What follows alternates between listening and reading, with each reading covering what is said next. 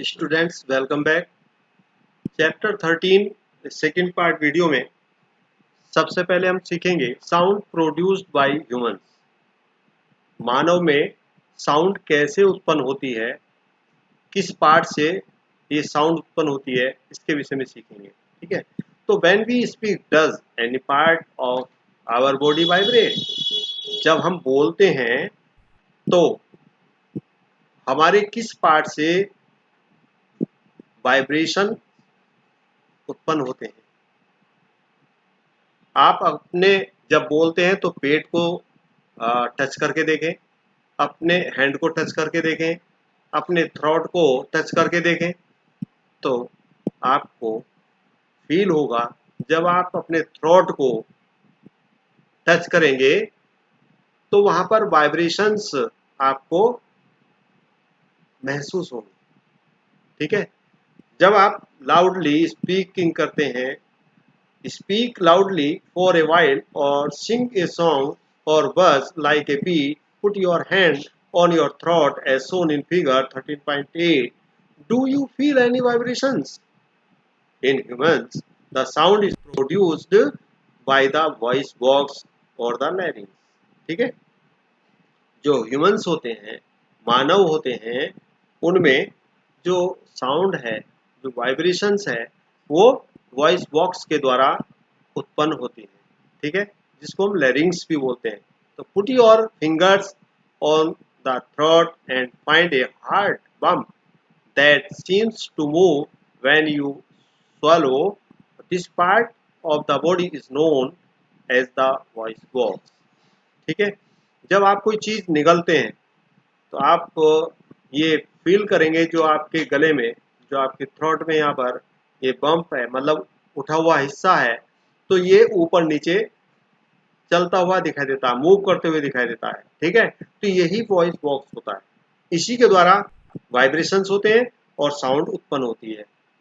ठीक है, ये कहाँ पर स्थित होता है?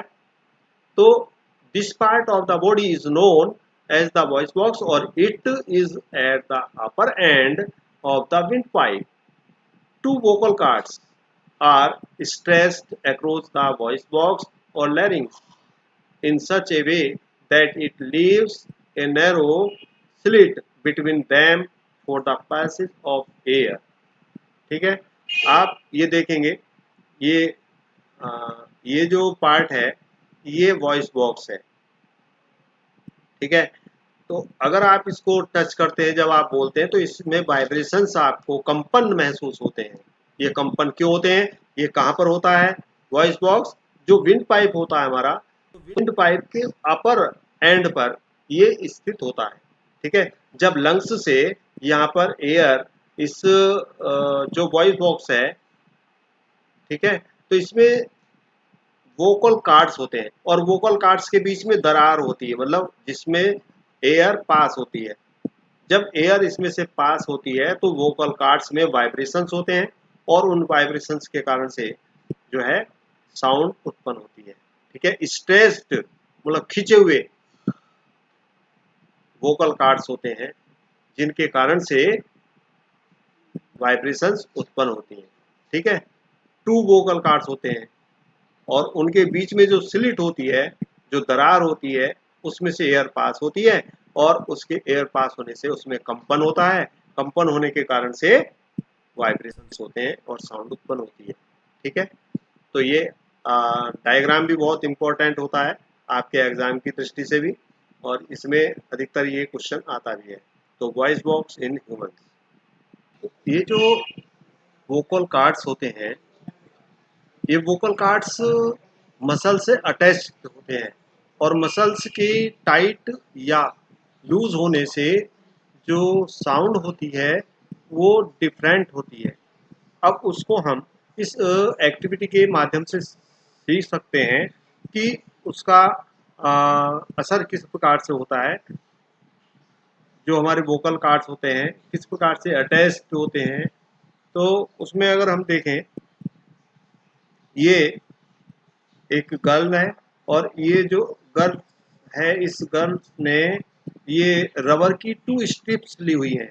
ठीक है, इस प्रकार से 2 स्ट्रिप्स हैं रेक्टेंगुलर, और इनको दोनों को एक दूसरे के ऊपर रखा हुआ है।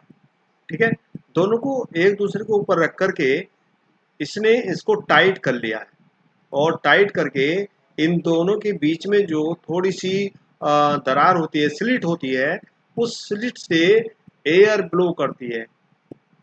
ठीक है, तो एयर ब्लो करने से इसमें से क्या होता है, जो नैरो स्लिट होता है उसमें से जब एयर जाती है बीच से, तो इसमें आपको साउंड सुनाई होती है।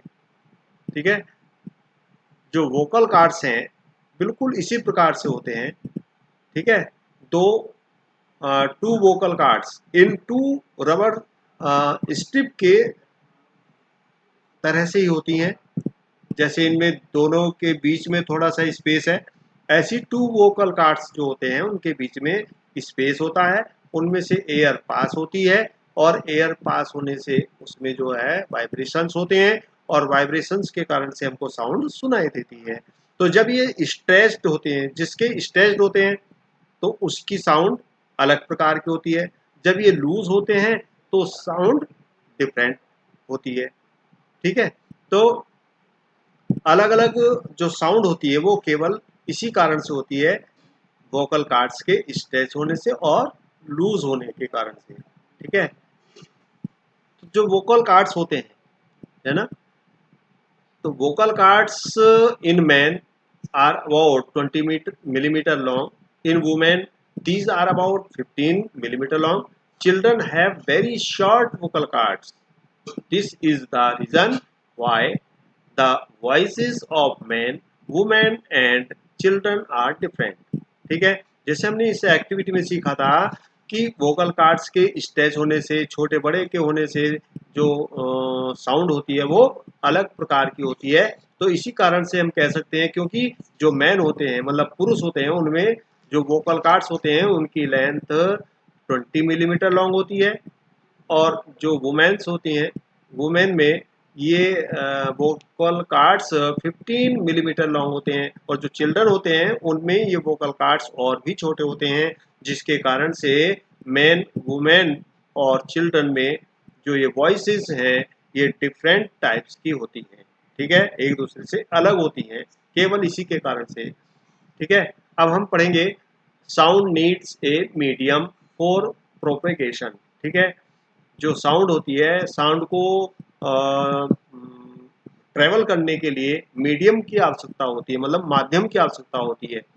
उसको इस एग्जाम्पल के द्वारा, इस एक्टिविटी के द्वारा हम सीख सकते हैं कि एक सेलोफोन लेते हैं और उसको एक सूखे टम्बलर में रखते हैं, और दूसरे किसी अपने फ्रेंड से कहते हैं कि इस सेलोफोन पर रिंग कीजिए, तो इसकी जो साउंड है वो हमको सुनाई देती है। ठीक है, और फिर क्या करते हैं, इस टम्बलर से जो एयर है उसको सक करते हैं, और उसके बाद में कहते हैं अपने फ्रेंड से कि रिंग कीजिए, तो उसमें क्या होता है, उस समय जो इसकी साउंड है, जो रिंग की साउंड है वो धीमी होती है। क्यों? क्योंकि इसमें से एयर खींच दी गई है। ठीक है, तो इस प्रकार से हम कह सकते हैं कि एयर जो इसका माध्यम है, जहाँ पर एयर अधिक थी वहाँ पर साउंड अधिक आई, और जब इसको बिल्कुल हम खाली कर दें गिलास को एयर से,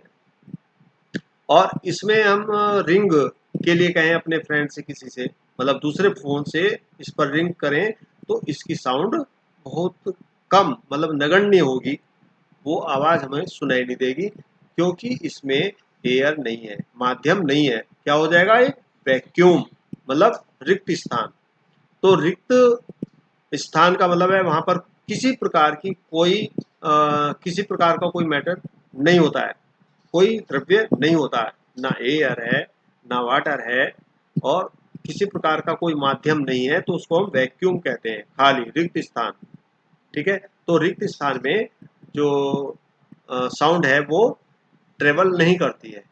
ठीक है, can you think of an explanation? Is it possible that the decreasing amount of air in the tumbler and something to do with decreasing loudness of the ring? ठीक है। जब सबसे पहले हमने जो गिलास में सेल फोन रखा था और उसमें दूसरे फोन से उस पर रिंग की, तो उसकी साउंड अधिक थी। जब उसमें से एयर सक की गई, निकाली, तो एयर निकालने के बाद में उसमें रिंग की, तो उसकी साउंड कुछ कम होती है। और यदि वैक्यूम कर दें, उसको खाली कर दें गिलास को, तो गिलास को खाली करने के बाद में अगर हम रिंग करते हैं दूसरे फोन से, तो सुनाई बिल्कुल नहीं देती है उस रिंग की। तो इसका मतलब ये हुआ कि साउंड को ट्रेवल करने के लिए, मतलब एक स्थान से दूसरे स्थान तक जाने के लिए क्या चाहिए, मीडियम चाहिए। अब हम ये फाइंड करेंगे कि क्या साउंड वाटर में भी, अर्थात लिक्विड में भी ट्रेवल कर सकती है, एक स्थान से दूसरे स्थान तक जा सकती है। तो उसके लिए एक टम्बलर लेते हैं, कोई बाथ टब ले, या इस प्रकार का कोई बकेट लें, और बकेट में एक दूसरे एक हैंड में अपनी कोई बैल ले लें, जैसे आपकी जो पूजा करने वाली घंटी होती है उसको ले लें, या जिससे साउंड उत्पन्न होती हो ऐसा कोई इंस्ट्रूमेंट लें, और कान को वाटर सरफेस पर रखें। एक हाथ से उस वाटर के अंदर रिंग, जो बेल है हमारे हाथ में, उसको बजाएं, तो उसकी साउंड हम कान से सुनते हैं। तो क्या होता है, हमको वो जो साउंड है सुनाई देती है। इसी प्रकार से एक सॉलिड कोई चीज लें हम, जैसे ये आयरन स्केल है, तो आयरन स्केल को लेकर के एक दो ये बॉयज हैं, इनमें से एक ने एक एंड को इस स्केल के अपने कान पर लगाया, और दूसरे ने अपने हाथ में पकड़ करके और एक उंगली से इस पर स्क्रैचिंग की। ठीक है। तो स्क्रैचिंग करने से या नेल से इस पर स्ट्राइक करने से क्या होता है, इस जो दूसरा बॉय यहाँ पर खड़ा हुआ है, इस दूसरे बॉय को कान में इसकी साउंड सुनाई देती है, स्क्रैचिंग की या टक टक करने की आवाज सुनाई देती है। इसका मतलब क्या हुआ, ये सॉलिड है। ठीक है। तो सॉलिड से भी साउंड ट्रेवल करती है, जैसे यहाँ पर लिक्विड में भी जो है साउंड वो ट्रेवल करती है, और एयर में भी साउंड ट्रेवल करती है। बट जो वैक्यूम होता है, रिक्त स्थान होता है जहाँ पर कोई मीडियम नहीं होता है, वहाँ पर साउंड ट्रेवल नहीं करती है। ठीक है। तो इस प्रकार से हमने इस एक्टिविटी के माध्यम से ये सीखा कि जो साउंड है उसको ट्रेवल करने के लिए किसी मीडियम की आवश्यकता होती है। यहाँ पर एक और ये एग्जाम्पल दिया हुआ है, एक ये टेबल है, और इस टेबल पर इधर एक स्टूडेंट है, बॉय है, और इधर एक दूसरा बॉय है, और इसने कान को इस टेबल के सरफेस पर रखा हुआ है, और इधर से इस पर स्ट्राइक करता है। तो क्या होता है, इसको ये सुनाई देती है, जो स्ट्राइक करता है इस पर टक टक की आवाज जो होती है, वो इस दूसरे स्टूडेंट को सुनाई देती है। इसका मतलब हुआ sound can travel through solids. जैसे स्केल था, स्केल क्या था, सॉलिड था। तो सॉलिड में और वाटर में और एयर में, इन तीनों माध्यमों में साउंड ट्रेवल करती है। ठीक है। We hear sound through our ears. हम साउंड को कैसे सुन सकते हैं, ठीक है, साउंड को हम किस प्रकार सुन सकते हैं। तो जैसे अभी हमने पहले सीखा था कि कोई स्ट्रेच्ड मेम्ब्रेन होती है, और उस स्ट्रेच्ड मेम्ब्रेन के कारण से साउंड उत्पन्न होती है, वाइब्रेशन होता है।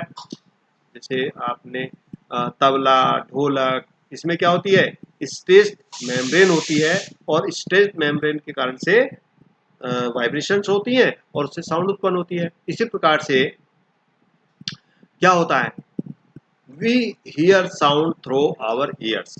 अब साउंड को हम कैसे अपने कानों से सुन सकते हैं, तो उसके विषय में बताया गया है। यदि हम अपने स्ट्रक्चर की, जो हमारा ईयर है, ईयर के स्ट्रक्चर को देखें तो the shape of the outer part of the year is like a funnel when sound enters it, it travels down a canal at the end of which there is a thin stretched membrane. It is called the eardrum. ठीक है, तो हमारा जो कान है इसका जो outer part है ये एक फनल की तरह से होता है, मतलब कीप की तरह से होता है, और इसके अंदर एक कैनाल होती है, मतलब जो एक तरह से कहते हैं एक नैरो स्पेस होता है, जैसे कैनाल का मतलब नहर होती है, तो इस तरह की स्ट्रक्चर होती है, और उसके एंड पर अंदर जाकर के एक स्ट्रेच्ड मेम्ब्रेन होती है, थिन स्ट्रेच्ड मेम्ब्रेन, जिसको ईयर ड्रम कहते हैं। क्या कहते हैं? Eardrum. ठीक है, तो it performs an important function to understand what the eardrum does let us build a tin can model of the eardrum. ठीक है, तो ये ईयर ड्रम जो होता है, इस ईयर ड्रम के कारण से जो साउंड होती है वो साउंड इस ईयर ड्रम पर अटैक करती है। जब उसे अटैच होती है तो क्या होता है, जो स्ट्रेच्ड मेम्ब्रेन होती है उस पर वाइब्रेशंस होती हैं, और उस वाइब्रेशन का जो संबंध होता है वो किससे होता है? उसका संबंध ब्रेन से होता है। ठीक है, और ब्रेन के कारण से वो साउंड सुनाई देती है। ठीक है, अब इसको हम कैसे इस एग्जाम्पल को भी हम एक एक्टिविटी के द्वारा सीख सकते हैं कि साउंड कैसे सुनाई देती है, उसको भी इस एग्जाम्पल के द्वारा हम देख सकते हैं। एक ये प्लास्टिक या टिन का एक इस प्रकार का डब्बा ले, इसको कैन बोला गया है, और इसके दोनों सिरों को हम काट लेते हैं। ठीक है, इसका मतलब क्या बन गया? ये एक पाइप टाइप का बन गया, और एक सिरे पर इसके जो रबर होती है, रबर, तो रबर मेम्ब्रेन को इस पर टाइट करके बांध लेते हैं। ठीक है, और अपने किसी जो ये जो मेम्ब्रेन है, रबर मेम्ब्रेन, इस पर हम ग्रेन्स, कोई भी ग्रेन्स हो सकते हैं, मतलब जो है या तो व्हीट ग्रेन्स हो सकते हैं, या पल्स हो सकते हैं, या और छोटे ग्रेन्स होते हैं, मसूर हो सकती है। इस प्रकार के क्रियल्स इस पर हम रखते हैं दो चार, और दूसरे फ्रेंड से कहते हैं नीचे जो एक खाली है, खुला हुआ भाग है इसका, कि इसमें आप बोलिएगा। ठीक है, इसके बोलने से क्या होता है, जो इसकी जो साउंड है वो साउंड यहाँ पर इस मेम्ब्रेन पर टकराती है, इसमें वाइब्रेशंस होते हैं, और वाइब्रेशंस के कारण से जो ये ग्रेन्स थे ये ऊपर नीचे इनमें मूविंग होती है। ठीक है, मूविंग होती है। क्यों? क्योंकि जो ये मेम्ब्रेन है, मेम्ब्रेन में वाइब्रेशंस होता है, और वाइब्रेशन के कारण से ये जो ग्रेन्स हैं ऊपर नीचे जंप करते हैं। ठीक है, तो इसी प्रकार से सेम हमारे जो ईयर की संरचना है, उस ईयर में ये ईयर ड्रम है, और ये बाहरी पार्ट है ना, और यहाँ से ये कैनाल है, कैनाल टाइप की है। ठीक है, और इस कैनाल से जब कोई साउंड आती है और इस पर ये जो पार्ट है ईयर ड्रम, इस ईयर ड्रम पर वो टच होती है, तो यहाँ पर क्या होता है? वाइब्रेशन होती है। तो ये जो इसका सिग्नल होता है ये जो ब्रेन से टच होता है। ठीक है, तो ब्रेन के कारण से ये हम साउंड सुन पाते हैं। ठीक है, eardrum send vibrations to the inner ear, और इनर ईयर में जो इनर ईयर है, और यहाँ से ये सिग्नल जो है ब्रेन को जाते हैं, और ब्रेन के कारण से वो हमको ये जस्टिफाई करता है कि साउंड है, आवाज है। ठीक है, तो इस प्रकार से ये हम आवाज को सुन पाते हैं। ये इनर ईयर दिया हुआ है, ईयर ड्रम है, और ये ईयर ड्रम का जो कनेक्शन है वो यहाँ मेम्ब्रेन जो है ब्रेन से होता है। ठीक है, तो we must never put a sharp pointed और hard thing into our ear, it can damage the eardrum, the damaged eardrum can impair hearing. ठीक है, ये प्रिकॉशंस हमको रखने चाहिए। जो शार्प पॉइंटेड हार्ड थिंग्स होती हैं उनको कभी हमें कान में नहीं डालना चाहिए, इससे हमारा जो ईयर ड्रम है वो डैमेज हो सकता है, और डैमेज ईयर ड्रम के कारण से हमको सुनाई सही से नहीं आ सकती है, कान में पेन हो सकता है। इसलिए ये जो कभी भी ऐसी गलती नहीं करनी चाहिए। ठीक है, इस वीडियो में हमने साउंड किस प्रकार से उत्पन्न होती है और साउंड किस प्रकार से सुनाई देती है इसके विषय में जानकारी की। नेक्स्ट वीडियो में हम एम्पलीट्यूड, टाइम पीरियड और लाउडनेस ऑफ पिच इसके विषय में सीखेंगे। Thank you.